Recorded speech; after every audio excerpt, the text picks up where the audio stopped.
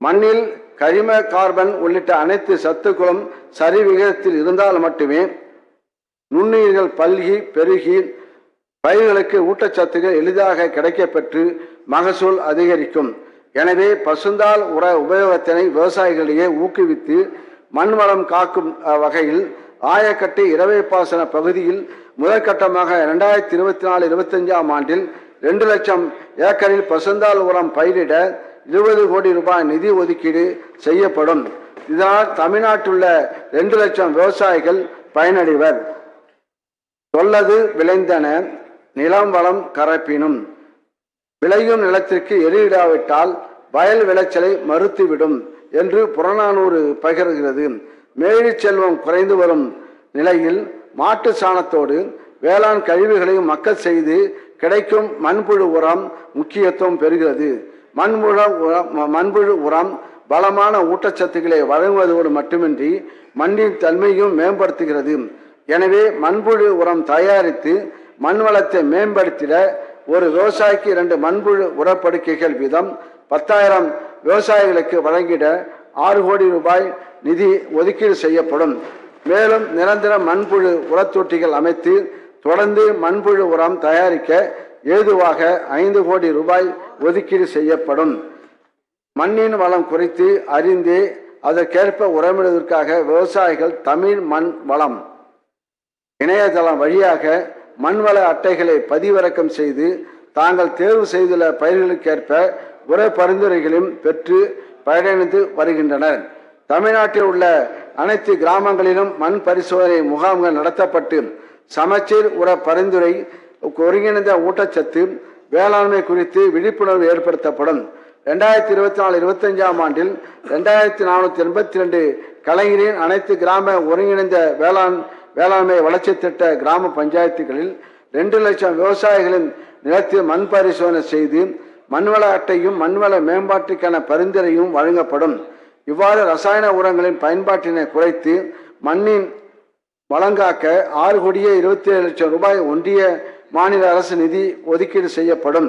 கள நிலத்தில் மண் இறுகியும் காற்றோட்டம் இல்லாமலும் அமில நிலத்தில் நுண்ணுயிர் செயல்பாடுகள் குறைந்தும் பயிர் வளர்ச்சியும் மகசூலும் குறைந்தும் காணப்படுகிறது. இதனை சீர் செய்யும் பொருட்டு 37,500 ஏக்கர் கள நிலங்களை சீர்படுத்த 7,50 லட்சம் ரூபாயும், 37,500 ஏக்கர் அமில நிலங்களை சீர்படுத்த 15 கோடி ரூபாய் ஒதுக்கீடு செய்யப்படும். திரவ உயிர் உரங்களை பயிர்களுக்கு வழங்குவதால் தழை, மணி, சாம்பல், துத்தநாக சத்துக்களை எளிதில் அளித்து ரசாயன உர செலவை குறைத்து சராசரியாக 19-20% கூடுதல் வருவாயை பெற முடியும். இதற்கென 2 லட்சம் விவசாயிகளுக்கு 10 லட்சம் ஏக்கரில் இடுவதற்காக 5 லட்சம் லிட்டர் உயிர் உரங்கள் 7,50 லட்சம் ரூபாய் ஒதுக்கீட்டில் வழங்கப்படும். தமிழ்நாட்டின் முக்கிய வேளாண் பயிரான நெற்பயிரில் ஒவ்வொரு நாளும் வேளாண் விரிவாக்க பணியாளர்களால் விவசாயிகளும் இணைந்து வயல் சூழல் ஆய்வு மேற்கொள்ளப்பட்டு நன்மை செய்யும் பூச்சிகளின் எண்ணிக்கை, தீமை செய்யும் பூச்சிகள், நீர் மேலாண்மை முறைகள், மண்ணின் வளம், பயிர்களின் வளர்ச்சி நிலைகள், சுற்றுச்சூழல் போன்றவற்றின் அடிப்படையில் பூச்சி மேலாண்மை செய்வது குறித்து விவசாயிகளுக்கு உரிய அறிவுரைகளும் பரிந்துரைகளும் வழங்கப்படும். இதனால் பயிர் பாதுகாப்பு மேம்படுத்தப்பட்டு ரசாயனங்கள் பயன்பாடு பெருமளவு குறைக்கப்படும், மண் நலம் காக்கப்படும். அசாடிராக்டின் மூலப்பொருட்களை கொண்ட வேம்பிலிருந்து கிடைக்கும் பொருட்கள் சுற்றுச்சூழல் பாதிப்பில்லாமல் பூச்சி நோய் தாக்குதலை கட்டுப்படுத்த வல்லவை. வேப்பிலை பசுந்தழை உரமாகவும் பயன்படுகிறது.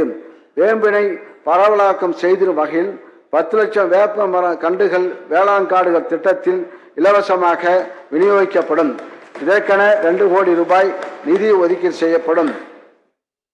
இயற்கையிலேயே உயிரி பூச்சிக்கொல்லி மண் பண்புகளுடைய ஆடாத்தொடா, நொச்சி போன்ற தாவர வகைகளின் 50 லட்சம் செடிகளை தரிசு நிலங்களில் வயல் வரப்புகளிலும் நடவு செய்து பரவலாக்கம் செய்திட 1 கோடி ரூபாய் ஒதுக்கீடு செய்யப்படும். பழங்காலத்தில் நம் தமிழர்கள் நல்ல உணவு பழக்க வழக்கத்தினாலேயே நல்வாழ்வு வாழ்ந்தனர். இதனை ஊக்குவிக்கும் விதமாக நீரிழிவு நோயை கட்டுப்படுத்த வல்ல சீவன் சம்பா போன்ற மருத்துவ குணம் கொண்ட பாரம்பரிய நெல் ரகங்கள் 2024-25 ஆண்டில் 1000 ஏக்கர் பரப்பளவில் சாகுபடி செய்யும் வகையில் விதை விநியோகம் செய்யப்படும்.